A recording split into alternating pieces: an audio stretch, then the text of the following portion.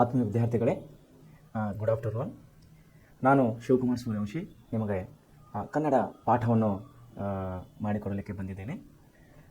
ನಮ್ಮ ಈ ಪ್ರೆಸೆಂಟ್ ಕ್ಲಾಸ್ಲಿಂದ ಕೊಡುವಂಥ ನಿಮಗೆ ಪ್ರತಿಯೊಂದು ಪಾಠಗಳು, ಪ್ರತಿಯೊಂದು ವಿಷಯಗಳು ಅತಿ ಮುಖ್ಯವಾಗಿರ್ತವೆ. ಸೊ ದಯಮಾಡಿ ಎಲ್ಲ ಮಕ್ಕಳು ಒಳ್ಳೆಯ ರೀತಿಯಿಂದ ಪಾಠವನ್ನು ಮಾಡ್ಕೋಬೇಕಂತೇಳಿ ಕೇಳಿಕೊದ್ದೇನೆ. ಯಾಕಂದರೆ ಪ್ರೆಸೆಂಟ್ ಕ್ಲಾಸ್ನಿಂದ ಕೊಡುವಂಥ ಪಾಠಗಳು ವಿಶೇಷವಾಗಿ ಗ್ರಾಮೀಣ ಭಾಗದ ಮಕ್ಕಳಿಗಾಗಿ ಹಾಗೂ ಸರ್ಕಾರಿ ಶಾಲೆಯಲ್ಲಿ ಓದುತ್ತಿರುವ ಮಕ್ಕಳಿಗಾಗಿಯೇ ಪ್ರೆಸೆಂಟ್ ಕ್ಲಾಸಿನ ಮುಖ್ಯಸ್ಥರು ಈ ಒಂದು ಯೋಜನೆಯನ್ನು ತಯಾರಿಸಿದ್ದಾರೆ. ಗ್ರಾಮೀಣ ಮಕ್ಕಳಿಗೆ ಅನುಕೂಲವಾಗಲಿ ಅನ್ನುವಂಥ ಉದ್ದೇಶದಿಂದ. ಕೇವಲ ಗ್ರಾಮೀಣವಲ್ಲದೆ ನಗರ ಮಕ್ಕಳು ಕೂಡ, ನಗರದಲ್ಲಿರುವಂಥ ಮಕ್ಕಳು ಕೂಡ ಹೆಚ್ಚಿನ ಒಂದು ನಿಮಗೆ ಅಭ್ಯಾಸ ಬೇಕಾದರೆ, ಹೆಚ್ಚಿನ ನಿಮಗೆ ಒಂದು ವಿದ್ಯಾಭ್ಯಾಸ ಬೇಕಾದರೆ ತಾವು ಈ ಒಂದು ಆನ್ಲೈನ್ ಕ್ಲಾಸಿನಲ್ಲಿ ತಾವು ಭಾಗವಹಿಸಿ ಹೆಚ್ಚಿನ ಜ್ಞಾನವನ್ನು ಪಡೆದುಕೊಳ್ಳಬೇಕಂತೇಳಿ ನಾನು ಕೇಳ್ಕೊಳ್ತಾ ಇದ್ದೇನೆ. ಸೊ ವಿದ್ಯಾರ್ಥಿಗಳೇ, ಇವತ್ತು ನಾವು ಕನ್ನಡ ಭಾಷೆಯಲ್ಲಿ ಪದ್ಯ ಭಾಗಕ್ಕೆ ಇವಾಗ ಬಂದಿದ್ದೇವೆ. ಮೊದಲನೇ ಪದ್ಯ ಆದಂಥ ಸಂಕಲ್ಪ ಗೀತೆ. ಈ ಪದ್ಯದ ನಿನ್ನೆ ನಾವು ಸಾರಾಂಶ ಪದ್ಯದ ನಾವೇನಪ್ಪ ಅಂದರೆ ನಮ್ಮ ಕವಿಗಳಾದಂಥ GS ಶಿವರುದ್ರಪ್ಪನವರ ಬಗ್ಗೆ, ಅವರ ಜೀವನ ಚರಿತ್ರೆ, ಅವರು ಬರೆದಂಥ ಕೃತಿಗಳು, ಅವರಿಗೆ ಬಂದಂಥ ಬಹುಮಾನಗಳು ಅಂದರೆ ಪಾರಿತೋಷಕಗಳು, ಹೀಗೆ 10 ಹಲವು ವಿಷಯಗಳು, ಇದರಲ್ಲಿರುವಂಥ ವ್ಯಾಕರಣ ಮತ್ತು ಕಠಿಣ ಪದದ ಶಬ್ದಗಳು, ಹೀಗೆ ಎಲ್ಲ ವಿಷಯಗಳನ್ನು ನಾವು ನಿನ್ನೆ ಈ ಪಾಠಕ್ಕೆ ಸಂಬಂಧಪಟ್ಟದಂಥ, ಈ ಪದ್ಯ ಪಾಠಕ್ಕೆ ಸಂಬಂಧಪಟ್ಟಂಥ ವಿಷಯಗಳು ನಾವು ನಿನ್ನೆ ನೋಡಿದ್ದೀವಿ. ಸೊ ಈಗ ನಾವು ಪದ್ಯದ ಸಾರಾಂಶವನ್ನು ನೋಡಿಕೊಳ್ಳೋಣ. ಸಂಕಲ್ಪ ಗೀತೆ 1ನೇ ಪದ್ಯ, GS ಶಿವರುದ್ರಪ್ಪನವರು ಈ ಪದ್ಯವನ್ನು ಬರೆದಿದ್ದಾರೆ. ಏನು ಹೇಳ್ತಾ ಇದೆ ಈ ಪದ್ಯ, ಏನಾಗಿದೆ ಈ ಪದ್ಯದ ಸಾರಾಂಶ, ಯಾಕೆ ಈ ಪದ್ಯವನ್ನು ಬರೆದಿದ್ದಾರೆ ಅನ್ನೋದನ್ನು ನಾವು ಈಗ ನೋಡಿಕೊಳ್ಳೋಣ. ವಿದ್ಯಾರ್ಥಿಗಳೇ, ಏನಂದರೆ ಹಿಂದೆ ಗುರುವಿತ ಮುಂದೆ ಗುರಿ ಇತ್ತು. ನೋಡಿ ಎಷ್ಟು ಉತ್ತಮವಾಗಿ ನಮಗೆ ತಿಳಿಸಿಕೊಟ್ಟಿದ್ದಾರೆ GS ಶಿವರುದ್ರಪ್ಪನವರು. ಹಿಂದೆ ಗುರುವಿದ್ದ, ನೋಡಿ ಇದು ಸಣ್ಣ ಮಾತಿಲ್ಲ, ಇದು ಹಿಂದೆ ಯಾರಿದ್ದರು, ಗುರುವಿದ್ದ. ಮುಂದೆ ಏನಿದೆ, ಗುರಿ ಇದೆ. ನೋಡಿ, ಪ್ರತಿಯೊಬ್ಬ ಮನುಷ್ಯನಿಗೆ, ಹುಟ್ಟಿದ್ದ ಮನುಷ್ಯನಿಗೆ ಪ್ರತಿಯೊಬ್ಬನಿಗೆ ಒಂದು ಗುರಿ ಅನ್ನೋದು ಇದ್ದೇ ಇದೆ. ಕೆಲವೊಬ್ಬರಿಗೆ ಚಿಕ್ಕ ಗುರಿಗಳು ಇರ್ಬೋದು, ಕೆಲವೊಬ್ಬರಿಗೆ ದೊಡ್ಡ ಗುರಿಗಳು ಇರ್ತವೆ. ಆದರೆ ಗುರಿ ಮಾತ್ರ ಇದ್ದೇ ಇರಲೇಬೇಕು. ಒಂದು ವೇಳೆ ಆ ಮನುಷ್ಯನಿಗೆ, ಆ ವ್ಯಕ್ತಿಗೆ ಗುರಿ ಇಲ್ಲ ಅಂದರೆ ಜೀವನ ಬರಿದಾದ ಜೀವನ ಅಂತೇಳಿ ನಾವು ಹೇಳ್ಬೋದು. ಯಾಕಂದರೆ ಜೀವನದಲ್ಲಿ ಏನು ಗುರಿನೇ ಇಲ್ಲ, ಏನು ಉದ್ದೇಶನೇ ಇಲ್ಲ ಅಂದಮೇಲೆ ಮನುಷ್ಯನಾದರೂ ಹೇಗೆ ಜೀವನ ಮಾಡಲಿಕ್ಕೆ ಸಾಧ್ಯ? ಜೀವನ ಮಾಡೋದಾದರೆ ಯಾಕೆ? ಗುರಿನೇ ಇಲ್ಲ ಅಂದಮೇಲೆ ಜೀವನ ಮಾಡೋದಾದರೆ ಯಾಕೆ? ಗುರಿಗಳು ಇರ್ತವೆ, 100% ಪ್ರತಿಶತ 100ಕ್ಕೆ 100 ಗುರಿಗಳು ಪ್ರತಿಯೊಬ್ಬ ವ್ಯಕ್ತಿಗಳು ಇರ್ತವೆ. ಕೆಲವೊಬ್ಬರ ಗುರಿಗಳು ಚಿಕ್ಕದಾಗಿರ್ಬೋದು, ಕೆಲವೊಬ್ಬರ ಗುರಿಗಳು ದೊಡ್ಡದಾಗಿರ್ತವೆ. ಸೊ ಇಲ್ಲೇನು ಹೇಳ್ತಾ ಇದ್ದಾರೆ ಕವಿಗಳು, ಮುಂದೆ ಗುರಿ ಇದೆ, ಹಿಂದೆ ಗುರು ಇದ್ದಾನೆ. ಯಾಕಂದರೆ ಪ್ರತಿಯೊಂದು ಗುರಿಯನ್ನು ನಾವು ಮುಟ್ಟಬೇಕಾದರೆ ನಮಗೆ ಗುರುವಿನ ಮಾರ್ಗದರ್ಶಕ ಅತಿ ಮುಖ್ಯವಾಗಿದೆ. ಗುರಿಯನ್ನು ಮುಟ್ಟಬೇಕಾದರೆ ಗುರುವಿನ ಮಾರ್ಗದರ್ಶಕ ನಮಗೆ ಅತಿ ಮುಖ್ಯವಾಗಿದೆ. ಅದು ಯಾವ ರೀತಿ ಆಗಿದೆ ಎಂಬುದು ನೋಡಿ ಮುಂದೆ. ಸಾಗುತ್ತಿತ್ತು ಧೀರರ ದಂಡು. ಧೀರರಂದರೆ ಯೋಧರು, ಧೀರರು, ಶೂರರು, ಯುವಕರು ಅಂಥೇಳಿ ಅದರ ಅರ್ಥ ಆಗ್ತದೆ. ಧೀರರ ದಂಡು ಸಾಗ್ತಾ ಇತ್ತು ಮುಂದೆ, ಅವ್ರ ಹಿಂದೆ ಗುರು ಇದ್ದಾರೆ, ಮುಂದೆ ಗುರಿ ಇದೆ ಎಂಬ ವಾಕ್ಯ ಹಿಂದಿನ ತಲೆಮಾರಿನ ಯುವಕರಿಂದ ನೆಲೆಯನ್ನು ತಿಳಿಸುತ್ತದೆ. ಹೋಗಬೇಕಾದ ದಾರಿ, ತಲುಪಬೇಕಾದ ಗುರಿ ಸ್ಪಷ್ಟವಾಗಿದ್ದರೆ, ನೋಡಿ, ಹೋಗಬೇಕಾದ ದಾರಿ, ತಲುಪಬೇಕಾದ ಗುರಿ, ನಾವು ಎಲ್ಲ ತಲುಪಬೇಕಾಗಿದೆ, ಯಾವ ಸ್ಥಳಕ್ಕೆ ತಲುಪಬೇಕಾಗಿದೆ ಅದು ಸ್ಪಷ್ಟವಾಗಿರಬೇಕು. ಮತ್ತು ಹೋಗಬೇಕಾದ ದಾರಿ ಕೂಡ ಏನಾಗಬೇಕು, ಅದು ಕ್ಲಿಯರ್ ಆಗಬೇಕು. ಹೋಗಬೇಕಾದ ದಾರಿ ಮತ್ತು ತಲುಪಬೇಕಾದಂಥ ಗುರಿ ಎರಡೂ ಸ್ಪಷ್ಟವಾಗಿದ್ದರೆ, ಅಂದರೆ ಕ್ಲಿಯರ್ ಆಗಿದ್ದರೆ ನಾವು ಗುರಿಯನ್ನು ಮುಟ್ಟಲಿಕ್ಕೆ ನಮಗೆ ತುಂಬ ಅನುಕೂಲ ಆಗುತ್ತದೆ. ಸ್ವಾತಂತ್ರ್ಯ ಗಳಿಸುವುದೇ ಜೀವನದ ಏಕೈಕ ಸಂಕಲ್ಪ ಎಂದುಕೊಂಡ, ಸ್ವಾತಂತ್ರ್ಯ ಗಳಿಸುವುದೇ ಏಕೈಕ ಜೀವನದ ಸಂಕಲ್ಪ ಎಂದುಕೊಂಡ ರಾಷ್ಟ್ರಪಿತ ಗಾಂಧೀಜಿ ಸಾಧಕರೆನಿಸಿದರು. ನೋಡಿ, ಇವತ್ತು ನಾವು ಗಾಂಧೀಜಿಯವರಿಗೆ ನಾವು ತಾತ ಅಂತ ಯಾಕೆ ಕರಿತೀವಿ? ಒಂದು, ಗಾಂಧೀಜಿಯವರೇ ರಾಷ್ಟ್ರಪಿತ ಅಂತೇಳಿ ಕರೆದಿವಿ. ರಾಷ್ಟ್ರಪಿತ ಅಂತೇಳಿ ಒಂದು ಬಿರುದು ನಮಗೆ ಬಂತು. ಯಾಕೆ ಬಂತು? ಅವರು ಸ್ವತಂತ್ರ ಹೋರಾಟಗಾರರ ಮುಂದಾಳತ್ವವನ್ನು ವಹಿಸಿಕೊಂಡರು. ಅಂದರೆ ಮುಂದೆ ಇದ್ದರು. ಪ್ರತಿಯೊಂದು ಯಾವುದೇ ಚಳವಳಿ ಇದ್ದರೂ ಕೂಡ, ಯಾವುದೇ ಒಂದು ಸತ್ಯಾಗ್ರಹ ಇದ್ದರೂ ಕೂಡ ಅವರು ಮುಂದೆ ಇರ್ತಾ ಇದ್ದರು. ಲೀಡರ್ಶಿಪ್ ಅಂತೀವಿ ನಾವು ಇಂಗ್ಲೀಷ್ನಲ್ಲಿ, ಅದಕ್ಕೆ ಕನ್ನಡದಲ್ಲಿ ನಾಯಕತ್ವ ಅಂತ ಹೇಳ್ತೀವಿ. ಆ ನಾಯಕನಿಗೆ ಒಂದು ಗುರಿ ಇತ್ತು. ಏನು ಗುರಿ ಇತ್ತು? ಸ್ವತಂತ್ರ ಪಡೆಯಲೇಬೇಕು. ಸ್ವಾತಂತ್ರ್ಯ ಯಾರಿಂದ ಪಡಿಬೇಕಾಗಿತ್ತು? ಅವಾಗ ನಾವು ಅಧಿಕಾರ ಯಾರು ನಡೀತಾ ಇತ್ತು? ಆ ಸಮಯದಲ್ಲಿ ಭಾರತ ದೇಶದಲ್ಲಿ ಬ್ರಿಟಿಷರ ಆಡಳಿತ ನಡೀತಾ ಇತ್ತು. ಬ್ರಿಟಿಷರ ಅಧಿಕಾರವಿತ್ತು, ನಮಗೆ ಬೇಕಾಗಿತ್ತು. ಆ ಅಧಿಕಾರ ನಮಗೆ ಬೇಕಾಗಿತ್ತು, ನಮ್ಮ ಭಾರತೀಯರಿಗೆ. ಆವಾಗ ನಾವು ಹೋರಾಟ ಮಾಡಲೇಬೇಕಾಗಿತ್ತು. ಹೋರಾಟದ ಅನಿವಾರ್ಯವಾಗಿತ್ತು. ಸುಮಾರು ವರ್ಷಗಳ ಬಗ್ಗೆ ಸುಮಾರು ನಾಯಕರು, ಸುಮಾರು ದೊಡ್ಡ ನಮ್ಮ ಹಿರಿಯರು ನಮ್ಮ ಸ್ವಾತಂತ್ರ್ಯಕ್ಕಾಗಿ, ನಮ್ಮ ದೇಶದ ಸ್ವಾತಂತ್ರ್ಯಕ್ಕಾಗಿ ಪ್ರಾಣವನ್ನು ಬಿಟ್ಟಿದ್ದಾರೆ. ಕೆಲವೊಬ್ಬರಿಗೆ ಗುರಿ ಇತ್ತು, ಕೆಲವೊಬ್ಬರಿಗೆ ಇನ್ನೊಬ್ಬರು ಏನು ಮಾಡ್ತಾರೋ ಚಿಕ್ಕ ಗುರಿ ಇಟ್ಟುಕೊಂಡು ಮುಂದೆ ಹೋಗುವ ನಾಯಕರ ಹಿಂದಗಡೆ ಅವರು ಕೂಡ ಹಿಂಬಾಲಿಸ್ತಾ ಇದ್ದವರು. ಅವರಿಗೂ ಗುರಿ ಇತ್ತು ಸ್ವಾತಂತ್ರ್ಯ ಪಡೆಯುವುದೇ.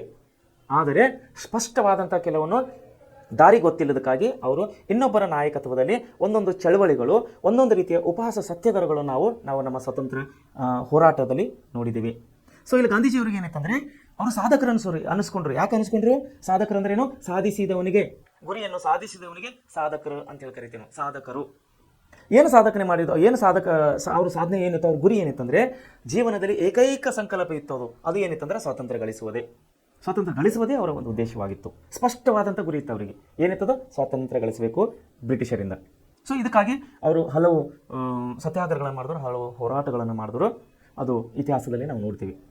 ಸೊ ಇಲ್ಲೇನಾಗ್ತದೆ ಅಂದರೆ ಇತಿಹಾಸ ದಾಖಲಿಸುವುದು, ನೆನಪಿಸುವುದು ಇಂತಹ ಸಾಧಕನು ತಾನು ಕಂಡ ಕನಸನ್ನು ಅದೆಷ್ಟೇ ತೊಡಕುಗಳು ಬಂದರೆ, ಎಷ್ಟೇ ಅಡ್ಡಿ ಆತಂಕಗಳು ಬಂದರೆ ಎದುರಾದರೂ ನನಸಾಗುತ್ತಾನೆ. ಎಷ್ಟೇ ಆತಂಕ ಅಡ್ಡಿಗಳು ಬಂದರೂ ಕೂಡ ನನಸಾಗುತ್ತಾನೆ. ಯಾವಾಗ? ಅವನ ಗುರಿ ಮತ್ತು ದಾರಿ ಎರಡೂ ಸ್ಪಷ್ಟವಾಗಿರಬೇಕು. ಹೀಗೆ ಸಂಕಲ್ಪದತ್ತ ದೃಢ ನಿರ್ಧಾರದಿಂದ ಕಾರ್ಯಶೀಲರಾದರೆ, ಅಂದರೆ ಕ್ರಿಯಾಶೀಲರಾದರೆ, ಆ ಒಂದು ನಿಟ್ಟಿನಲ್ಲಿ ಕಾರ್ಯಪ್ರವೃತ್ತರಾದರೆ ಅಸಾಧ್ಯವಾದುದು ಯಾವುದೂ ಇಲ್ಲ. ಭಾಳಷ್ಟು ಜನ ಅಂತಾರೆ impossible word is not in my dictionary ಅಂತಾರೆ. ಇಂಪಾಸಿಬಲ್ ಅನ್ನೋಂಥ ಶಬ್ದ ನನ್ನ ಡಿಕ್ಷನರಿಯಲ್ಲಿ ಇಲ್ಲ ಅಂತೇಳಿ ಕೆಲವೊಬ್ಬರು ಹೇಳ್ತಾರೆ. ಅಂದರೆ ಅಸಾಧ್ಯವಾದದ್ದು ನನಗೆ ಆಗೋದಿಲ್ಲ, ನಾನು ಹೇಳೋದಿಲ್ಲ, ನಾನು ಎಲ್ಲ ಮಾಡಿ ತೋರಿಸ್ತೀನಿ, ನನಗೆ ಸಾಧ್ಯ ಇದೆ, ನನಗೆ ಪಾಸಿಬಲ್ ಇದೆ, ನಾನು ಮಾಡ್ತೀನಿ. ಯಾಕಂದರೆ ಅವ್ರದ್ದು ಗುರಿ ಮತ್ತು ದಾರಿ ಎರಡೂ ಸ್ಪಷ್ಟವಾಗಿರ್ತದೆ. ಸೊ ಅದಕ್ಕಾಗಿ ಎಕ್ಸಾಂಪಲ್, ಗುರಿ ಮತ್ತು ದಾರಿ ಎರಡೂ ಸ್ಪಷ್ಟವಾಗಿರ್ಬೇಕಂದ್ರೆ ಅರ್ಥ ಏನಂದ್ರೆ ಅವರ ವಿಚಾರ ಶಕ್ತಿ ಕೂಡ ಅದೇ ರೀತಿ ಆಗಿರಬೇಕು. ಒಬ್ಬ ಡಾಕ್ಟರ್ ಆಗಬೇಕಂದ್ರೆ ಡಾಕ್ಟರ್ ಆಗಲಿಕ್ಕೆ ಏನೇನು ಮಾಡಬೇಕು? ನೀಟ್ ಎಕ್ಸಾಮ್ ಕೊಡಬೇಕು, ಬಯಾಲಜಿಯಲ್ಲಿ ತುಂಬ ಪರ್ಫೆಕ್ಟ್ ಆಗಿರಬೇಕು, ವಿಶೇಷವಾಗಿ ವಿಜ್ಞಾನ ಸಬ್ಜೆಕ್ಟ್ಗಳಲ್ಲಿ, ಸೈನ್ಸ್ನಲ್ಲಿ ಕೆಮಿಸ್ಟ್ರಿ, ಬಯಾಲಜಿ, ಮ್ಯಾಥ್ಸ್, ಅವ್ರು ಏನೇನು ಸಬ್ಜೆಕ್ಟ್ಗಳಿದೆ ಡಾಕ್ಟರ್ ಆಗಲಿಕ್ಕೆ, ಅವೆಲ್ಲಗಳಲ್ಲಿ ಅವ್ನು ಪರ್ಫೆಕ್ಟ್ ಆಗಿರಬೇಕು, ಚೆನ್ನಾಗಿ ಓದಬೇಕು. ಅಂದಾಗ ಮಾತ್ರ ಡಾಕ್ಟರ್ ಆಗ್ತಾನೆ. ಡಾಕ್ಟರ್ ಆಗುವಂಥ ಗುರಿ ಇಟ್ಕೊಂಡು ಇಂಜಿನಿಯರ್ ಆಗುವಂಥ ಒಂದು ದಾರಿ ಹಿಡಿದ್ರೆ ಯಶಸ್ವಿ ಆಗ್ಲಿಕ್ಕಾಗುತ್ತಾ? ಅವನ ಗುರಿಯಲ್ಲಿ ಏನು ಯಶಸ್ವಿ ಆಗ್ಬೋದಾ? ಆಗೋದಿಲ್ಲ. ಯಾಕೆ? ಗುರಿ ಏನಿದೆ ಡಾಕ್ಟರ್ ಇದೆ, ದಾರಿ ಯಾವುದು ಹಿಡಿದಾನೆ? ಇಂಜಿನಿಯರ್ ಹಿಡಿದಿದ್ದಾನೆ. ಸೊ ಆಗೋದಿಲ್ಲ. ಅದು ಅವನ ಗುರಿ ಏನಿದೆ ಅದೇ ದಾರಿಯಲ್ಲಿ ಅವನ ಪ್ರವರ್ತನ ಆಗಬೇಕು. ಅವನ ಉದ್ದೇಶ ಸ್ಪಷ್ಟವಾಗಿರಬೇಕು. ಅಸ್ಪಷ್ಟತೆಯಿಂದ ಕೂಡಿದ ಯೋಜನೆಯು ಯಶಸ್ವಿ ಆಗೋದಿಲ್ಲ. ಅದು ಒಂದು ಶಿಕ್ಷಣವೇ ಆಗಿರ್ಬೋದು, ಒಂದು ದೊಡ್ಡ ಕಂಪನಿಯನ್ನು ಕಟ್ಟೋದಾಗ್ಬೋದು, ಒಂದು ಸಮಾಜದಲ್ಲಿ ಯಾವುದೇ ಒಂದು ಬದಲಾವಣೆ ಆಗಬೇಕಾದ್ರೂ ಕೂಡ ದಾರಿ ಮತ್ತು ಗುರಿ ಎರಡೂ ಸ್ಪಷ್ಟವಾಗಿರಬೇಕು. ಓಕೆ, ದೃಢ ಸಂಕಲ್ಪದಿಂದ ಏನೇನು ಸಾಧಿಸಬಹುದು ಎಂಬುದನ್ನು ಕವಿ GS ಶಿವರುದ್ರಪ್ಪನವರು ಸಂಕಲ್ಪ ಎಂಬ ಭಾವಗೀತೆಯಲ್ಲಿ ಸರಳವಾಗಿ, ಸುಂದರವಾಗಿ ನಮ್ಮನ್ನು ಅಭಿವ್ಯಕ್ತಿಪಡಿಸಿದ್ದಾರೆ. ಸೊ ಇಲ್ಲಿ ಶಿವರುದ್ರಪ್ಪನವರು ನಮ್ಮನ್ನು ತೋರಿಸ್ಕೊಟ್ಟಿದ್ದಾರೆ. ಒಂದು ವೇಳೆ ಗುರಿಯನ್ನು ಮುಟ್ಟಬೇಕಾದ್ರೆ ಸಂಕಲ್ಪದಿಂದ ಏನೇನು ಸಾಧಿಸಬಹುದು ಅನ್ನೋದನ್ನು ನಮ್ಗೆ ರಾಷ್ಟ್ರಕವಿ GS ಶಿವರುದ್ರಪ್ಪನವರು ಇಲ್ಲಿ ನಮಗೆ ವಿವರವಾಗಿ ತಿಳಿಸಿದ್ದಾರೆ, ಸರಳವಾಗಿ ತಿಳಿಸಿದ್ದಾರೆ. ಓಕೆ, ನಾವು ಈಗ ಮುಂದೆ ಪದ್ಯಕ್ಕೆ ಹೋಗೋಣ. ಏನಂತ ಬರ್ತಾ ಇದೆ?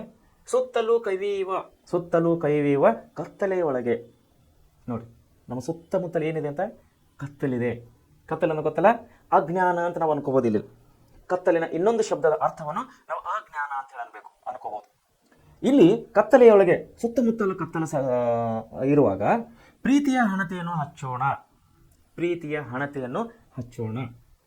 ನೋಡಿ, ಕೆಲವೊಂದು ದಾರ್ಶನಿಕರು, ಮಹಾನ್ ಪಂಡಿತರು, ಮಹಾನ್ ಧಾರ್ಮಿಕ ತಜ್ಞರು ಏನು ಹೇಳ್ತಾರೆ ಅಂದರೆ, ಪ್ರೀತಿಯಿಂದಲೇ ನಾವು ಏನನ್ನಾದರೂ ಸಾಧಿಸಬಹುದು ಅಂಥೇಳಿ. ಕೆಲವೊಂದು ವೇದಗಳಲ್ಲಿ, ಕೆಲವೊಂದು ನಾವು ಉಪನಿಷತ್ತುಗಳಲ್ಲಿ, ಕೆಲವೊಂದು ಮಹಾಗ್ರಂಥಗಳಲ್ಲಿ, ಧರ್ಮಗ್ರಂಥಗಳಲ್ಲಿ ನಾವೇನು ಮಾಡ್ತೀವಿ? ಪ್ರೀತಿಯ ಬಗ್ಗೆ ಕಾಣ್ತೀವಿ. ಎಕ್ಸಾಂಪಲ್, ಬೈಬಲ್ನಲ್ಲಿ ಹೇಳ್ತಾರೆ ಏನಂದರೆ, ಪ್ರೀತಿಯನ್ನು ಒಬ್ಬರನ್ನೊಬ್ಬರು ಪ್ರೀತಿ ಮಾಡಬೇಕು, ನಿಷ್ಪಕ್ಷಪಾತದಿಂದ ಪ್ರೀತಿ ಮಾಡಬೇಕು, ಯಾವುದೇ ಅಸಂತೋಷಗಳಿಂದ ಪ್ರೀತಿ ಮಾಡಬಾರ್ದು.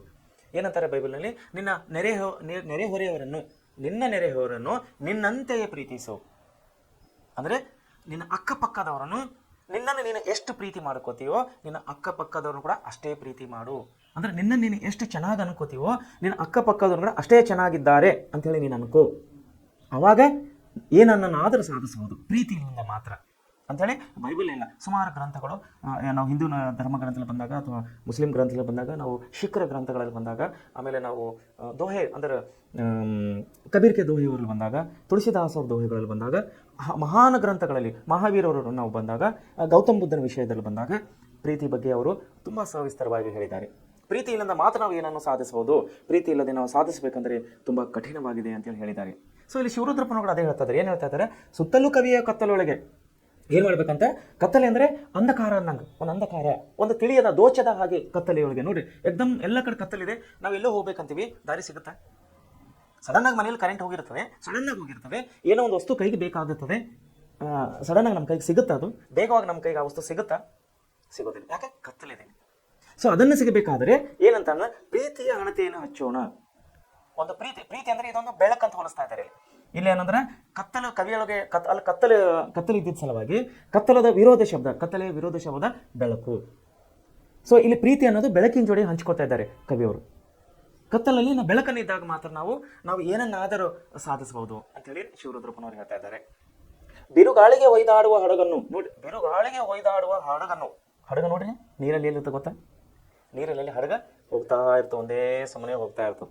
ಅದಕ್ಕೊಂದು ಗುರಿ ಇದೆ, ಎಲ್ಲೋ ಒಂದು ಮುಟ್ಟಬೇಕಾಗಿದೆ, ಅದಕ್ಕೊಂದು ದಿಕ್ಸೂಚಿ ಇದೆ. ಆ ಹಡಗನ್ನು ನಡೆಸಲಿಕ್ಕೆ ನಾವಿಕನಿದ್ದಾನೆ, ಡ್ರೈವರ್ ಅದಾನೆ. ಆದರೂ ಕೂಡ ಬಿರುಗಾಳಿ ಗೊತ್ತಲ್ಲ, ನಾರ್ಮಲ್ ಗಾಳಿ ಬೇರೆ, ಸಾಮಾನ್ಯವಾದಂಥ ಗಾಳಿ ಬೇರೆ, ಬಿರುಗಾಳಿಲಿಂದ ಏನಾಗ್ತದೆ ಅಂತ, ಬಿರುಗಾಳಿಗೆ ಹೊಯ್ದಾಡುವ ಅಂದರೆ ಹಡಗು ಹೀಗೆ ನೀರಲ್ಲಿ ಮುಳುಗುವ ಒಂದು ಹಂತದಲ್ಲಿ ಹೋಗ್ತಾ ಇದೆ. ಒಂದೊಂದು ಸಾರಿ ಈ ಕಡೆ ಆಗುತ್ತೆ, ಒಂದೊಂದು ಸಾರಿ ಈ ಕಡೆ ಆಗುತ್ತದೆ. ನೋಡಿರಿ, ಟಿವಿನಲ್ಲಿ ಸಿನಿಮಾಗಳಲ್ಲೆಲ್ಲ ತೋರಿಸ್ತಿರ್ತಾರೆ. ತಾವು ಒಂದು ವೇಳೆ ಫಿಸಿಕಲಿ ಪ್ರತ್ಯಕ್ಷವಾಗಿ ನೋಡ್ಬೇಕಂದ್ರೆ ಗೋವಾ ಹೋಗ್ಬೋದು, ಅಲ್ಲಿ ಹಡಗುಗಳಿವೆ, ಮಂಗಳೂರು ಹೋಗ್ಬೋದು, ಕಾರವಾರ ಹೋಗ್ಬೋದು. ಅರಬ್ಬಿ ಸಮುದ್ರದ ಪಕ್ಕದಲ್ಲಿ ನಾವು ಬಂದರುಗಳಿಗೆ ಹೋಗಿದಾಗ ನಾವು ಪ್ರತ್ಯಕ್ಷವಾಗಿ ನಾವು ಹಡಗುಗಳನ್ನು ಕಾಣ್ತೀವಿ. ಒಂದೊಂದು ಸಾರಿ ಅಲೆಗಳು ಬರ್ತಾವೆ. ಎಷ್ಟೆಷ್ಟು ಅಲೆಗಳು ಅಂದರೆ ನಮ್ಮ ಎರಡು ಪಟ್ಟು ಹೈಟ್ ಅಂದರೆ ಉದ್ದವಾದಂಥ ನೀರಿನ ಅಲೆಗಳು ಬರ್ತವೆ. ಅಂತಹ ಅಲೆಗಳಲ್ಲಿ ಮತ್ತು ಹಡಗುಗಳು ಯಾವ ರೀತಿ ಅಡ್ಡಾಡ್ತವೆ ಒಂದು ಸಾರಿ ತಾವು ಅಮೇಜಿನ್ ಮಾಡ್ಕೊಂಡು. ಸೊ ಇಲ್ಲಿ ಏನಂತಾರೆ, ಬಿರುಗಾಳಿಗೆ ಹೊಯ್ದಾಡುವ ಹಡಗನ್ನು ಎಚ್ಚರದಲ್ಲಿ ಮುನ್ನಡೆಸೋಣ. ಸೊ ವಿದ್ಯಾರ್ಥಿಗಳೇ, ಈ ವಾಕ್ಯ ನಿಮ್ಮ ವಿದ್ಯಾರ್ಥಿ ಜೀವನಕ್ಕೆ ತುಂಬ ಮುಖ್ಯವಾಗಿದೆ. ಏನಂತಾನೆ, ಬಿರುಗಾಳಿಯಲ್ಲಿ ಹೊಯ್ದಾಡುವ ಹಡಗನ್ನು ಈಗ ನೀವು 10th PUC ಡಿಗ್ರಿ ಎಲ್ಲ ಹೋದ್ಮೇಲೆ ನಿಮ್ಮ ಜೀವನವನ್ನು ರೂಪಿಸ್ಕೋಬೇಕು. ನೀವು ದೇಶಕ್ಕೆ ಸೇವೆಯನ್ನು ಸಲ್ಲಿಸಬೇಕು. ಒಬ್ಬ ದೇಶದ ಪ್ರಜೆಯಾಗಿ, ಒಂದು ಪ್ರಜೆಯನ್ನಾಗಿ ತಾವು ದೇಶಕ್ಕೆ ಸೇವೆಯನ್ನು ಸಲ್ಲಿಸಬಹುದು. ಈ ಸಮಾಜದಲ್ಲಿ ಹುಟ್ಟಿದ್ದಕ್ಕಾಗಿ, ನೀವು ಹುಟ್ಟಿದಂಥ ಧರ್ಮದಲ್ಲಿ ಹುಟ್ಟಿದ್ದಕ್ಕಾಗಿ ನೀವು ನಿಮ್ಮ ಧಾರ್ಮಿಕ ಸೇವೆಯನ್ನು ಸಲ್ಲಿಸಬೇಕು. ನಿಮ್ಮ ಧರ್ಮಕ್ಕೆ ಅನ್ಯಾಯವನ್ನು ಮಾಡೋಂಗಿಲ್ಲ, ನಿಮ್ಮ ಸಮಾಜಕ್ಕೆ ನೀವು ಅನ್ಯಾಯ ಮಾಡೋಂಗಿಲ್ಲ, ನೀವು ದೇಶಕ್ಕೆ ಅನ್ಯಾಯ ಮಾಡೋಂಗಿಲ್ಲ. ಸೊ ಆವಾಗ ಏನಂತಾರೆ ಇವರು, ಎಚ್ಚರದಲ್ಲಿ ಮುನ್ನಡೆಯೋಣ. ನಿಮ್ಮ ವಿದ್ಯಾರ್ಥಿ ಜೀವನ ಯಾವ ರೀತಿ ಇದೆ? ಒಂದು ಶಿಲ್ಪಕಾರನ ಥರ ಇದೆ, ಒಂದು ಕಲ್ಲಿನ ಶಿಲ್ಪಕಾರನ ಥರ ಇದೆ. ನೀವು ಒಂದು ಪ್ರಮುಖ ದೊಡ್ಡ ಒಂದು ವ್ಯಕ್ತಿಯಾದಂಥ ಶಿಲ್ಪಿ ಆಗಬೇಕೇ ವಿನ ಒಂದು ಸಾಮಾನ್ಯವಾದ ಕಲ್ಲು ಆಗಿ ನೀವು ಎಲ್ಲೇ ಒಂದು ಮೂಲೆಯಲ್ಲಿ ಬೀಳಬಾರ್ದು. ಇಂಥ ಒಂದು ನಿಮ್ಮ ಜೀವನ ವಿದ್ಯಾರ್ಥಿಗಳ ದಯಮಾಡಿ ಅರ್ಥ ಮಾಡ್ಕೋಬೇಕು. ತಾವು ನಿಮ್ಮ ಜೀವನ ಹೇಗಿದೆ? ಈಗ ಹೊಯ್ದಾಡುವ ಹಡಗಿನಂತಿದೆ. ಅದನ್ನು ನೀವೇನು ಮಾಡಬೇಕಾಗಿದೆ? ಎಚ್ಚರದಲ್ಲಿ ಮುನ್ನಡೆಸಬೇಕಾಗಿದೆ. ಸೊ ಗುರಿ ಅನ್ನೋದು ಏನು ಹೇಳ್ತಾ ಇದ್ದಾರೆ? ಗುರಿಯನ್ನು ಇರಬೇಕಂತ ಹೇಳ್ತಾ ಇದ್ದಾರೆ ಇಲ್ಲಿ ಶಿವರುದ್ರಪ್ಪನವರು. ನಿಮ್ಮ ಗುರಿಯನ್ನು ಸ್ಪಷ್ಟ ಆಗಬೇಕು. ನೀವು ಮುಂದೆ 10th ಮುಗಿದ್ಮೇಲೆ ಏನು ಮಾಡ್ಬೇಕಂತಿರೋ, 10ನೇ ಕ್ಲಾಸ್ ಮುಗಿದ್ಮೇಲೆ ಏನು ಮಾಡ್ಬೇಕಂತಿರೋ, PUC ಮುಗಿಸಿ ಏನು ಮಾಡ್ಬೇಕಂತಿರೋ, ಯಾವ ಡಿಗ್ರಿಯನ್ನು ಚಾಯ್ಸ್ ಮಾಡ್ಬೇಕಂತಿರೋ, ನಿಮ್ಮ ಮುಂದಿನ ಉದ್ದೇಶ ಏನಿದೆ, ಆ ಉದ್ದೇಶಕ್ಕಾದಂಥ ಡಿಗ್ರಿಯನ್ನು ತಾವು ಸೆಲೆಕ್ಟ್ ಮಾಡ್ಕೊಳ್ಬೇಕು. ದಾರಿ ಅನ್ನೋದು ನೀವು ಸೆಲೆಕ್ಟ್ ಮಾಡ್ಕೋಬೇಕು. ತಾವು ಇಂಜಿನಿಯರ್ ಆಗಬೇಕಂತೀರ, ಇಂಜಿನಿಯರ್ಗೆ ಏನು ಬೇಕು ಅದನ್ನು ವ್ಯವಸ್ಥೆ ಮಾಡ್ಕೊಳ್ಬೇಕು. ತಾವು ಡಾಕ್ಟರ್ ಆಗಬೇಕಂತೀರ, ಡಾಕ್ಟರ್ಗೆ ಯಾವ ದಾರಿ ಬೇಕು ತಾವು ಸೆಲೆಕ್ಟ್ ಮಾಡ್ಕೋಬೇಕು. ತಾವು ಒಂದು ದೊಡ್ಡ ಖ್ಯಾತ ವಕೀಲರಾಗಬೇಕಂತೀರ, ವಕೀಲರಾಗಲಿಕ್ಕೆ ಯಾವ ದಾರಿ ಬೇಕು ಅದನ್ನು ನೀವು ಸೆಲೆಕ್ಟ್ ಮಾಡ್ಕೋಬೇಕು. ಅದನ್ನು ಇಲ್ಲಿ ಹೇಳ್ತಾ ಇದ್ದಾರೆ, ಎಚ್ಚರದಲ್ಲಿ ಮುನ್ನಡೆಸೋಣ. ಇದು ಕೇವಲ ಒಂದು ಪದ್ಯಕ್ಕೆ ಸೀಮಿತವಲ್ಲ, ನಿಮ್ಮ ಜೀವನಕ್ಕೆ, ನನ್ನ ಜೀವನಕ್ಕೆ ಕೂಡ ಸೀಮಿತವಾಗಿದೆ. ಸೊ ಅದಕ್ಕಾಗಿ ಮಕ್ಕಳೇ, ಮುಂದೆ ನೋಡಿ, ಕಲುಷಿತವಾದಿ ನದಿ ಜಲಗಳಿಗೆ, ಕಲ್ಮಶಗಳಿಂದ ಕೂಡಿದಂಥ ನದಿ ಜಲಗಳಿಗೆ ಮುಂಗಾರಿನ ಮಳೆ ಆಗೋಣ. ನೋಡಿ, ನದಿಗಳಲ್ಲಿ ಏನಾಗ್ತಾ ಇದೆ, ಮಳೆಗಾಲಕ್ಕಿಂತ ಮುಂಚೆ ಏನಾಗ್ತದೆ, ಎಲ್ಲ ಹಳ್ಳ ಕೊಳ್ಳ ಕೆರೆಗಳಿಂದ ಬಂದಂಥ ಎಲ್ಲ ಹೊಲಸುಗಳನ್ನು ಎಲ್ಲಿ ಸೇರ್ತದೆ? ನದಿಗಳಲ್ಲಿ ಸೇರ್ತದೆ. ಆ ನದಿಯಲ್ಲಿ ಸೇರಿದಂಥ ಎಲ್ಲ ಹೊಲಸುಗಳನ್ನು ತೆಗಬೇಕಾದ್ರೆ ಮುಂಗಾರಿನ ಮಳೆ ಏನು ಬೀಳ್ತದಲ್ಲ, ಜೋರಾಗಿ 2 ದಿವಸ 3 ದಿವಸ ಏನು ಮಳೆ ಬೀಳ್ತದಲ್ಲ, ಅವಾಗ ಏನಾಗ್ತದೆ, ಎಲ್ಲ ನದಿಗಳು ತುಂಬಿಕೊಂಡು ಹರಿತಾವೆ. ತಾವೆಲ್ಲ ಲಕ್ಷ್ಯ ಕೊಟ್ಟರೆ ನೋಡಿದಿರಿ ಅನ್ಕೋತೀನಿ. ನದಿಗಳು ಮಳೆಗಾಲದಲ್ಲಿ ಹೇಗೆ ಹರಿತಾವೆ? ಬೋರ್ ಗರಿಯುತ್ತಾ ಹರಿತವೆ. ಆ ತುಂಬಿ ಹರಿಯೋದ್ರಲ್ಲಿ ಏನಾಗುತ್ತೆ ಅಂದರೆ, ಹಳೆಯದಾದಂಥ ಏನೇನು ಕಲ್ಮಶಗಳೇ ಅದರಲ್ಲಿ ಎಲ್ಲ ಕೊಚ್ಕೊಂಡು ಹೋಗಿಬಿಡ್ತದೆ, ಎಲ್ಲ ಹರಿದುಕೊಂಡು ಹೋಗಿಬಿಡ್ತದೆ. ಸೊ ಆ ರೀತಿ ಅಂತ ಇದ್ದಾರೆ, ಕಲುಷಿತವಾದಿಗಳಿಗೆ ಜಲಗಳಿಗೆ ಮುಂಗಾರಿನ ಮಳೆಯಾಗೋಣ. ಸೊ ನಮ್ಮ ಮನಸ್ಸಿನಲ್ಲಿದ್ದಂತಹ ನಮ್ಮ ಗುರಿ ತಲುಪಬೇಕಾದರೆ ನಮ್ಮಲ್ಲಿ ಏನೇನು ಅಡೆತಡೆಗಳಿವೆ, ನಮ್ಮಲ್ಲಿ ಏನೇನು ಕೊರತೆಗಳಿವೆ, ಅವೆಲ್ಲ ನೀಗಿಸಿ ಮುಂಗಾರಿನ ಮಳೆಯ ಥರ ನಾವು ಆಗಬೇಕಂತ ಹೇಳಿ ಕವಿಯರು ಹೇಳ್ತಾ ಇದ್ದಾರೆ. ಬರುಡಾಗಿರುವ ಕಾಡು ಮೇಡುಗಳ ನೋಡಿ, ಬರುಡಾಗಿರುವ ಈ ಕಾಡು ಮೇಡುಗಳ ವಸಂತವಾಗುತ್ತಾ ಮೆಟ್ಟೋಣ. ಬರುಡಾಗಿರುವ ಕಾಡು ಮೇಡು ನೋಡಿ, ಬೇಸಿಗೆ ಕಾಲದಲ್ಲಿ ಏನಾಗುತ್ತೆ, ಎಲ್ಲ ಕಾಡು ಮೇಡುಗಳು ಒಣಗೋಗಿರ್ತವೆ. ಯಾಕೆ? ಬಿಸಿಲಿಂದ ಎಲ್ಲ ಕಾಡು ಮೇಡುಗಳು ಒಣಗೋಗಿರ್ತವೆ. ವಸಂತ ಋತು, ವಸಂತ ಅಂದರೆ ಜನವರಿ, ಡಿಸೆಂಬರ್, ಜನವರಿ, ಫೆಬ್ರವರಿ, ಈ 3 ತಿಂಗಳಿಗೆ ನಾವು ವಸಂತ ಕಾಲ ಅಂತ ಹೇಳಿ ಕರಿತೀವಿ. ಈ ಕಾಲದಲ್ಲಿ ಏನಾಗಿರ್ತದೆ, ಎಲ್ಲ ಗಿಡಗಳು ಹಚ್ಚು ಹಸಿರಾಗಿರ್ತವೆ. ಚಳಿಗಾಲದಲ್ಲಿ ಮಳೆಗಾಲ ಕಡಿಮೆ ಆಗಿರ್ತದೆ, ಮಳೆಗಾಲದಲ್ಲಿ ಬಿದ್ದಂಥ ಮಳೆ ಅಂತ ಎಲ್ಲ ಗಿಡಗಳು ಹಚ್ಚು ಹಸಿರಾಗಿ ನಿಲ್ತವೆ. ಚಿಕ್ಕ ಗಿಡಗಳು, ದೊಡ್ಡ ಗಿಡಗಳು ಎಲ್ಲವೂ ಕೂಡ ನೋಡಲಿಕ್ಕೆ ಮನಸ್ಸಿಗೆ ಒಂಥರ ಆನಂದವಾಗುತ್ತದೆ, ತುಂಬ ಸಂತೋಷವಾಗ್ತದೆ ಪರಿಸರವನ್ನು ನೋಡಿ, ಹಚ್ಚು ಹಸಿರಾದಂಥ ಪರಿಸರವನ್ನು ನೋಡಿ. ಸೊ ಏನಂತ ಇದ್ದಾರೆ, ಬರಡಾಗಿರುವ ಈ ಕಾಡು ಮೇಡುಗಳ ಎಲ್ಲ ಬರಡಾದಂಥ ಕಾಡು ಮೇಡುಗಳಿಗೆ ನಾವು ಏನಾಗವ ವಸಂತವಾಗುತ್ತಾ ಮೆಟ್ಟೋಣ. ನೋಡಿ ಎಷ್ಟು ಸುಂದರವಾಗಿ ಮತ್ತು ಸರಳವಾಗಿ ನಮ್ಗೆ GS ರುದ್ರಪ್ಪನ ಹೇಳ್ತಾರೆ. ಜೀವನದಲ್ಲಿ ನಾವು ಗುರಿಯಾಗಿ ಮುಟ್ಟಬೇಕಾದ್ರೆ ನಾವೇನಾಗಬೇಕಂತ ವಸಂತವಾಗಿ ಮುಟ್ಟೋಣ. ಬಿದ್ದುದನ್ನು ಮೇಲೆ ಎಬ್ಬಿಸಿ ನಿಲ್ಲಿಸಿ. ನೋಡ್ರಿ, ಕೆಳಗೆ ಬಿದ್ದುದನ್ನು ಮೇಲೆ ಎಬ್ಬಿಸಿ ನಿಲ್ಲಿಸಿ. ನೋಡ್ರಿ, ಇಲ್ಲಿ ಸ್ವತಂತ್ರ ಹೋರಾಟದಲ್ಲಿ ನೋಡ್ರಿ, ಗಾಂಧೀಜಿಯವರು ಹೋರಾಟ ಮಾಡುವಾಗ, ಸ್ವತಂತ್ರ ಹೋರಾಟ ಮಾಡುವಾಗ, ಬ್ರಿಟಿಷರ ಜೊಡೆಯಲ್ಲಿ ಹೋರಾಡುವಾಗ ಎಷ್ಟು ಸತ್ಯಾಗ್ರಹಗಳನ್ನು ಕಂಡವರು, ಎಷ್ಟು ಚಳುವಳಿಗಳನ್ನು ಮಾಡಿದವರು. ಅಂತಹ ಸಮಯದಲ್ಲಿ ಬಹಳಷ್ಟು ಜನರು, ನಮ್ಮ ಹಿರಿಯರು, ನಮ್ಮ ಸ್ವತಂತ್ರ ಹೋರಾಟಗಾರರು ಪ್ರಾಣಗಳನ್ನು ಬಿಟ್ಟಿದ್ದಾರೆ. ನಡುಕೊಂಡು ಹೋಗುವಾಗ ಎಷ್ಟೋ ಚಳವಳಿಗಾರರು ದಾರಿಯಲ್ಲಿ ಅಸ್ವಸ್ಥರಾಗಿ ಬಿದ್ದಿರ್ತಾರೆ, ನಡಿಲಿಕ್ಕಾಗೋದಿಲ್ಲ. ಇಂಥ ಒಂದು ಚಳವಳಿಗಳಲ್ಲಿ ಅದು ಗಾಂಧೀಜಿಯವರಿಗೆ ಸಂಬಂಧಪಟ್ಟಿದ್ದಿಲ್ಲ. ಇವತ್ತೇ ನಮ್ಮ ಜೀವನದಲ್ಲಿ, ನಮ್ಮ ಅಕ್ಕಪಕ್ಕದಲ್ಲಿ ಕೂಡ ಎಷ್ಟೋ ಜನರು ಅಸಹಾಯಕರಾಗಿದ್ದಾರೆ. ಅವರಿಗೆ ನಡಿಲಕ್ಕಾಗ್ತಾ ಇಲ್ಲ ಮೀನ್ಸ್ ಕೇವಲ ಕಾಲು ದಾರಿ ನಡೆಯೋದಿಲ್ಲ, ಅವರ ಜೀವನದಲ್ಲಿ ಅವರಿಗೆ ಮುಂದುವರಿಲಿಕ್ಕಾಗ್ತಾ ಇಲ್ಲ. ಅಂಥವರಿಗೆ ನಾವೇನು ಮಾಡೋಣ ಅಂದರೆ, ಬಿದ್ದುದನ್ನು ಮೇಲೆಬ್ಬಿಸಿ, ಬಿದ್ದವರನ್ನು ನಾವು ಇಲ್ಲಿ ಎಬ್ಬಿಸಿ. ಅದು ಯಾವುದೇ ರೂಪದಲ್ಲಿ ಇರ್ಬೋದು, ಅದು ಆರ್ಥಿಕವಾಗಿ ಇರ್ಬೋದು, ಅದು ಶಾರೀರಿಕವಾಗಿ ಇರ್ಬೋದು, ಮತ್ತೆ ಯಾವುದೇ ರೀತಿಯಲ್ಲಿ ಆಗಿರ್ಬೋದು, ಆರ್ಥಿಕವಾಗಿ ಇರ್ಬೋದು. ಅಂಥವ್ರಿಗೆ ನಮ್ಮ ಕೈಲಾದಷ್ಟು ನಾವು ಸಹಾಯ ಮಾಡಿ ಬಿದ್ದವರನ್ನು ನಾವೇ ಮೇಲೆ ಎಬ್ಬಿಸೋಣ, ಹೊಸ ಭರವಸೆಗಳ ಕಟ್ಟೋಣ. ಬಿದ್ದವರನ್ನು ಮೇಲೆ ಎಬ್ಬಿಸಿ ನಾವು ಹೊಸ ಭರವಸೆಗಳನ್ನು ಕಟ್ಟೋಣ. ಎಷ್ಟೋ ಜನ ಅಂದ್ಕೊಂಡಿದ್ದಾರೆ, ಈಗ ಇನ್ನು ನಾನು ಮುಗೀತು, ನಂದು ಡಿಗ್ರಿ ಮುಗೀತು, ಕಾಲೇಜ್ ಮುಗೀತು, ಯಾವುದೇ ಜಾಬ್ ಇಲ್ಲ, ನಾನು ಏನು ಮಾಡೋದು? ಮನೆಯಲ್ಲಿ ಕೌಟುಂಬಿಕ ಕಲಹಗಳು, ಹೊರಗೆ ಬಂದರೆ ಫ್ರೆಂಡ್ಶಿಪ್ ಕಲಹಗಳು, ವ್ಯವಹಾರದಲ್ಲಿ ಬಂದು ವ್ಯವಹಾರಿಕ ಕಲಹಗಳು, ನಾನು ಏನು ಮಾಡೋದು ಅನ್ಕೋಣ ದಿಕ್ಕು ತೋಚದ ಹಾಗೆ ಎಷ್ಟೋ ಜನರು ತನ್ನ ಆಶಯಗಳನ್ನೇ ಕಳ್ಕೊಂಡಿರ್ತಾರೆ, ಜೀವನದಂಥ ಆಶಯಗಳನ್ನೇ ಕಳ್ಕೊಂಡಿರ್ತಾರೆ. ಅಂಥವರನ್ನು ನಾವು ಮೇಲೆ ಎಬ್ಬಿಸೋಣ, ಬಿದ್ದುದನ್ನು ಮೇಲೆ ಎಬ್ಬಿಸೋಣ, ಹೊಸ ಭರವಸೆಗಳನ್ನು ಕೊಡೋಣ. ಭರವಸೆಗಳನ್ನು ಕಳೆದುಕೊಂಡವರಿಗೆ ನಾವು ಭರವಸೆ ತುಂಬುವಂಥ ಒಂದು ಪ್ರಯತ್ನವನ್ನು ಮಾಡೋಣ. ಮನುಜರ ನಡುವಣ ಅಡ್ಡಗೋಡೆಗಳ ನೋಡ್ರಿ, ನಡುವಣ ಅಡ್ಡಗೋಡೆಗಳ ಕೆಡವುತ ಸೇತುವೆಯಾಗೋಣ. ನಾವು ಎಷ್ಟೆಷ್ಟು ಇವತ್ತು ಮನೆತನಗಳು ನೋಡ್ತಾ ಇದ್ದೇವೆ, ಅಣ್ಣ ತಮ್ಮರುಗಳು ಒಳ್ಳೆ ರೀತಿಯಲ್ಲಿ ಪ್ರೀತಿ ಪ್ರೇಮಲಿಂದಿಲ್ಲ, ಎಷ್ಟೋ ಅಕ್ಕ ತಂಗಿಯರ ಪ್ರೀತಿ ಪ್ರೇಮಲಿಂದಿಲ್ಲ, ಗಂಡ ಹೆಂಡತಿಗಳು ಕೂಡ ಇವತ್ತೆಷ್ಟೋ ನಾವು ಸಂಸಾರಕದಲ್ಲಿ ಭಾಳಷ್ಟು ಜನರಿಗೆ ಬಿರುಕನ್ನು ಕಾಣ್ತಾ ಇದ್ದೀವಿ. ವ್ಯವಹಾರದಲ್ಲಿ, ಬಿಸ್ನೆಸ್ನಲ್ಲಿ ನಾವು ಎಷ್ಟೋ ಕೊಡೋರು ತಗೊಳ್ಳೋರು ಅವರಲ್ಲಿ ಕೂಡ ನಾವು ಅಸಮಾನತೆ ಅಥವಾ ಇದನ್ನು ಕಾಣ್ತಾ ಇದ್ದೀವಿ, ನಾವು ವೈಮನಸ್ಸನ್ನು ಕಾಣ್ತಾ ಇದ್ದೀವಿ. ಸೊ ನಾ ಹೇಳೋದು ಉದ್ದೇಶ ಏನಂದರೆ, ಇಲ್ಲಿ ಕವಿ ಕೂಡ ಅದೇ ಹೇಳ್ತಾರೆ, ಮನುಜರ ನಡುವಣ ಅಡ್ಡಗೋಡೆ ಅಂದರೆ ವೈಮನಸ್ಸು, ಅಡ್ಡಗೋಡೆಗಳು ಅಂದರೆ ವೈಮನಸ್ಸು, ಅಡ್ಡ ಗೋಡೆಗಳು ಅಂದರೆ ವೈಮನಸ್ಸಿನಿಂದ ಕೂಡಿದಂತಹ ಒಂದು ಕುಟುಂಬ ಅಂತ ಹೇಳ್ಬೋದು. ಅಡ್ಡಗೋಡೆಗಳ ಕೆಡುವುತ್ತಾ ಅಂದರೆ ಅಂಥ ವೈಮನಸ್ಸನ್ನು ಕೆಡುವುತ್ತಾ, ವೈಮನಸ್ಸನ್ನು ತೆಗೆದು ಹಾಕುತ್ತಾ ನಾವು ಸೇತುವೆ ಆಗೋಣ. ಎಲ್ಲಿ ಅಣ್ಣ ತಮ್ಮರು ಜಗಳ ಆಡ್ತಾ ಇದ್ದಾರೋ ಅವರಿಲ್ಲದಂಥ ಅಸಮಾನತೆಯನ್ನು ತೆಗೆದುಹಾಕಿ ನಾವು ಸೇತುವೆ ಆಗೋಣ. ಎಲ್ಲಿ ತಂದೆ ಮಕ್ಕಳು ಜಗಳ ಆಡ್ತಾ ಇದ್ದಾರೋ ಅವರಲ್ಲಿದ್ದಂತಹ ಭಿನ್ನಾಭಿಪ್ರಾಯಗಳನ್ನು ತೆಗೆದುಹಾಕಿ ಅವರಿಬ್ಬರ ಮಧ್ಯದಲ್ಲಿ ನಾವು ಸೇತುವೆ ಆಗೋಣ. ಎಲ್ಲಿ ಬಿಸ್ನೆಸ್ನಲ್ಲಿ, ಎಲ್ಲಿ ವ್ಯಾವಹಾರಿಕವಾಗಿ ಇಬ್ಬರ ಮಧ್ಯೆ ಎಲ್ಲಿ ವೈಮನಸ್ಸು ಕೂಡಿದೋ, ಒಂದು ವೇಳೆ ಅವರು ನಮ್ಮನ್ನು ಪರಿಚಯ ಇದ್ದರೆ ನಾವು ಅಲ್ಲಿ ಕೂತು ಅವರ ವೈಮನಸ್ಸನ್ನು ತೆಗೆದು ಅವರಿಬ್ಬರ ಮಧ್ಯದಲ್ಲಿ ಸೇತುವೆ ಆಗೋಣ. ಸೊ ಇದು ಸೇತುವೆ ಅಂದರೆ ಒಂದು ಬ್ರಿಡ್ಜ್ ಇದ್ದಾಗೆ. ಎಲ್ಲ ನೋಡಿ, ಬ್ರಿಡ್ಜ್ ಮೇಲೆ ಎಷ್ಟು ಗಾಡಿಗಳು ಹೋಗಿ ಬರ್ತಿರ್ತಾವೆ, ಬಸ್ಸು, ಲಾರಿ, ಟ್ರಕ್, ಬೈಕ್.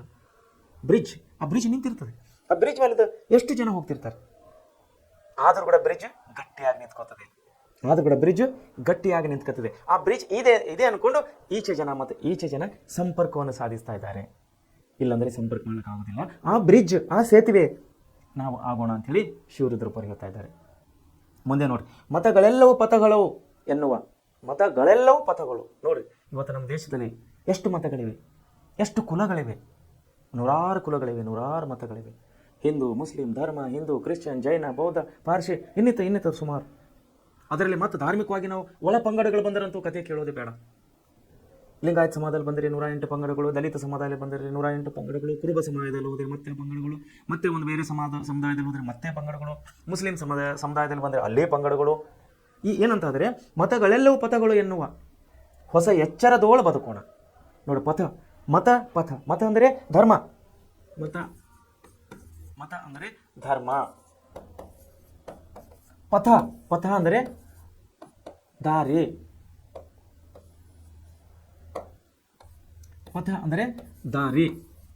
ನೋಡಿ, ಮತಗಳೆಲ್ಲವೂ ಪಥಗಳು ಅನ್ಕೊಂಡು, ಎಲ್ಲ ಮತಗಳು, ಎಲ್ಲ ಧರ್ಮಗಳು ನಮ್ಮ ದಾರಿಗಳು ಅನ್ಕೊಂಡು ನಾವೇನು ಮಾಡೋಣ ಅಂತ ಎಚ್ಚರದಿಂದ ಬದುಕೋಣ. ತುಂಬ ಎಚ್ಚರಿಕೆಯಿಂದ ನಾವು ಜೀವನ ಸಾಗಬೇಕಾಗಿದೆ. ಯಾವ ಜಾತಿ ಮತಗಳಲ್ಲಿ ಜಗಳ ಆಡೋದು ಬೇಡ, ಧರ್ಮಗಳಲ್ಲಿ ಜಗಳ ಆಗೋದು ಬೇಡ. ಧರ್ಮಗಳಲ್ಲಿ ಇವತ್ತು ಬೆಂಕಿ ಹಚ್ಚುವಂಥ ಕೆಲಸಗಳನ್ನು ನಾವು ನೋಡ್ತಾ ಇದ್ದೇವೆ, ಅದು ರಾಜಕೀಯವಾಗಿ, ಆರ್ಥಿಕವಾಗಿ. ಆದರೆ ಏನಂತ ಇದ್ದಾರೆ ಶಿವರುದ್ರಪ್ಪರನ್ನು, ನಾವು ಎಲ್ಲರೂ ಎಚ್ಚರದಿಂದ ಬದುಕೋಣ ಅಂತ ಹೇಳ್ತಾ ಇದ್ದಾರೆ. ಭಯ ಸಂಶಯದೋಳು, ಭಯ ಮತ್ತು ಸಂಶಯ, ಭಯ ಬೇಡ ನೋಡಿ. ಸಂಶಯದೋಳು ಕುಂದಿದ ಕಣ್ಣೋಳು, ಭಯ ಸಂಶಯದೋಳು ಕಂದಿದ ಕಣ್ಣೋಳು, ನಾಳಿನ ಕನಸನ್ನು ಬಿತ್ತೋಣ.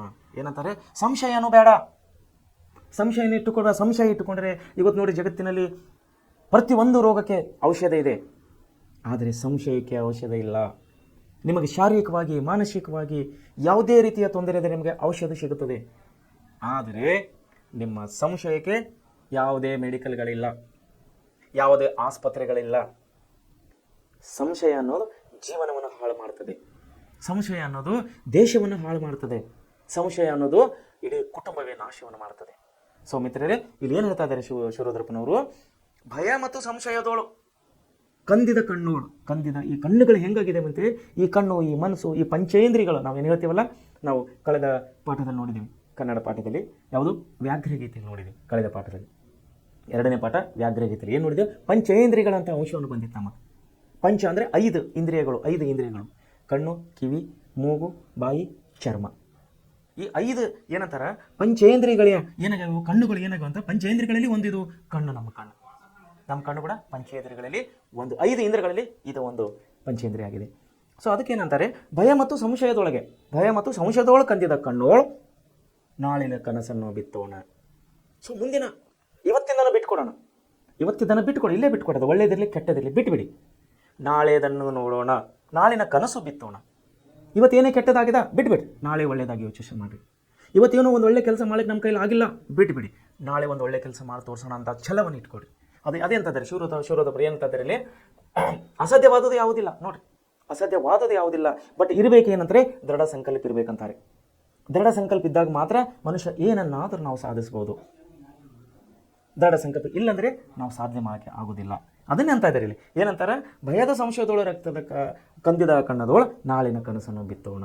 ಸೊ ಜೀವನದಲ್ಲಿ ಆತ್ಮೀಯ ವಿದ್ಯಾರ್ಥಿಗಳೇ, ನಮಗೆ ಯಾವುದೇ ಕುಂದುಕೊರತೆ ಇದ್ದರೆ, ಯಾವುದೇ ಒಂದು ಸಮಸ್ಯೆ ಇದ್ದರೆ, ಯಾವುದೇ ಒಂದು ಕೊರತೆ ಇದ್ದರೆ ನಾವು ಇವತ್ತೇ ಬಿಟ್ಟು ಕೊಡೋಣ. ನಾಳಿನ ಒಂದು ಆಶೆಗಾಗಿ, ನಾಳಿನ ಒಂದು ದಾರಿಗಾಗಿ, ನಾಳಿನ ಒಂದು ಪಥಕ್ಕಾಗಿ, ನಾಳಿನ ಒಂದು ಒಳ್ಳೆ ಧರ್ಮಕ್ಕಾಗಿ, ನಾಳಿನ ಒಂದು ಉಜ್ಜೀವನಕ್ಕಾಗಿ, ಒಂದು ಒಳ್ಳೆ ಜೀವನಕ್ಕಾಗಿ, ಒಂದು ಒಳ್ಳೆ ದೇಶದ ಭವಿಷ್ಯಕ್ಕಾಗಿ ನೀವು ಎಲ್ಲರೂ ಪ್ರಯತ್ನ ಪಡೋಣ. ಸೊ ಇಲ್ಲಿ ಏನಂತ ಇದ್ದರೆ, ಈ ಪದ್ಯದ ಸಾರಾಂಶ ಮುಖ್ಯವಾಗಿ ಏನಂದರೆ, ಮನುಷ್ಯನಿಗೆ ಸಾಧ್ಯವಾದದ್ದು ಯಾವುದಿಲ್ಲ, ನಾವು ಪ್ರತಿಯೊಂದು ಸಾಧಿಸ್ಬೋದು, ಇವನೇ ಗುರಿ ಕೂಡ ನಾವು ಸಾಧಿಸ್ಬೋದು, ಯಾವುದೇ ಗುರಿಯನ್ನು ಸಾಧಿಸ್ಬೋದು, ಆದರೆ ದೃಢ ಸಂಕಲ್ಪ ಇರಬೇಕು. ದೃಢ ಸಂಕಲ್ಪ ಇಲ್ಲಾಂದರೆ ನಾವು ಸಾಧನೆ ಮಾಡೋಕ್ಕೆ ಆಗೋದಿಲ್ಲ. ಸೊ ಇಲ್ಲಿವರೆಗೆ ಒಳ್ಳೆ ರೀತಿಯಲ್ಲಿ ನಮಗೆ ಈ ಪಾಠವನ್ನು ಹೇಳಿಕೊಟ್ಟಂಥ ನಮ್ಮ GS ಶಿವರುದ್ರಪ್ಪನ ಒಳ್ಳೆ ರೀತಿಯಲ್ಲಿ ನಮಗೊಂದು ಪಾಠ ಹೇಳಿಕೊಟ್ಟಿದ್ದಾರೆ. ಸೊ ವಿದ್ಯಾರ್ಥಿಗಳೇ, ಇವತ್ತಿನ ಈ ಪದ್ಯವನ್ನು ನಾವು ಇಲ್ಲೇ ಮುಗಿಸ್ತಾ ಇದ್ದೇನೆ. ಈ ಪದ್ಯದಿಂದ ನಾವು ಕಲಿಬೇಕಾದ ಏನಂದರೆ, ನಮ್ಮ ಹತ್ರ ದೃಢ ಸಂಕಲ್ಪ ಬೇಕು, ನಮ್ಮ ಹತ್ರ ಒಳ್ಳೆಯ ಗುಣಗಳನ್ನು ಬೇಕು. ಹೊಸತನವನ್ನು ನಾವು ನೋಡಬೇಕಾದ್ರೆ ನಮ್ಮಲ್ಲಿ ದೃಢ ಸಂಕಲ್ಪ, ನಮ್ಮಲ್ಲಿ ಒಳ್ಳೆಯ ಗುಣಗಳು, ಒಳ್ಳೆಯ ದಾರಿ, ಒಳ್ಳೆಯ ಪಥವನ್ನಿದ್ದಾಗ ಮಾತ್ರ ನಾವು ಜೀವನದಲ್ಲಿ ಯಶಸ್ವಿ ಆಗ್ಬೋದು. ಸೊ ವಿದ್ಯಾರ್ಥಿಗಳೇ, ಈ ಪದ್ಯವನ್ನು ಇಲ್ಲಿ ಮುಗಿಸ್ತಾ ಇದ್ದೇನೆ. ಸೊ ಇಲ್ಲಿವರೆಗೆ ನಮ್ಮದು 1 ಪದ್ಯ ಮುಗಿದಿದೆ ಮತ್ತು 3 ಪಾಠಗಳು ಮುಗಿದಿವೆ. ನಾಳೆ ನಾವು ಇನ್ನೊಂದು ಹೊಸ ಪಾಠಕ್ಕೆ ಹೋಗೋಣ. ಸೊ ಎಲ್ಲರೂ ವಿದ್ಯಾರ್ಥಿಗಳೇ, ತಾವು ಎಲ್ಲರೂ ದಯಮಾಡಿ ಒಳ್ಳೆ ರೀತಿಯಲ್ಲಿ ಅಭ್ಯಾಸ ಮಾಡಬೇಕು. ಯಾಕಂದರೆ ಪ್ರೆಸೆಂಟ್ ಕ್ಲಾಸಿನ ಮುಖ್ಯಸ್ಥರು ಮತ್ತು ಎಲ್ಲ ಸಿಬ್ಬಂದಿ ವರ್ಗದವರು ನಿಮ್ಮ ಸಲುವಾಗಿ, ನಿಮ್ಮ ಭವಿಷ್ಯದ ಸಲುವಾಗಿ, ನಿಮ್ಮ ಮುಂದಿನ ಒಂದು ದಾರಿಯ ಸಲುವಾಗಿ ಎಲ್ಲರೂ ಇಲ್ಲಿ ನಾವು ಕಷ್ಟಪಡ್ತಾ ಇದ್ದೀವಿ. ಅಂದರೆ ನಿಮಗೆ ದಾರಿ ಸುಲಭ ಮಾಡೋದಕ್ಕಾಗಿ, ವಿಶೇಷವಾಗಿ ಗ್ರಾಮೀಣ ಮಕ್ಕಳು, ವಿಶೇಷವಾಗಿ 10ನೇ ಕ್ಲಾಸಿನ ಮಕ್ಕಳು. ಸೊ ಮಕ್ಕಳೇ, ತಾವು ಒಳ್ಳೆ ರೀತಿಯಲ್ಲಿ ಅಭ್ಯಾಸ ಮಾಡಿದಂಥ ಎಲ್ಲ ವಿಷಯಗಳು ಒಳ್ಳೆ ರೀತಿಯಲ್ಲಿ ತಲೆಯಲ್ಲಿ ಇಟ್ಕೊಡ್ರಿ, ಎಲ್ಲ ನೆನಪಿನಲ್ಲಿ ಇಟ್ಕೊಂಡು ತಾವು ಮುಂದಿನ ನಿಮ್ಮ ಪರೀಕ್ಷೆ, ನಿಮ್ಮ ಜೀವನದಲ್ಲಿ ಎಲ್ಲರೂ ತಾವು ಯಶಸ್ವಿ ಆಗಬೇಕಂತ ಹೇಳಿ ನಾನು ಪ್ರೆಸೆಂಟ್ ಕ್ಲಾಸಿನ ಮೂಲಕವಾಗಿ ನಾನು ವೈಯಕ್ತಿಕವಾಗಿ ಕೂಡ ನಾನು ನಿಮ್ಮನ್ನು ಹಾರೈಸ್ತೇನೆ. ನಮಸ್ಕಾರಗಳು.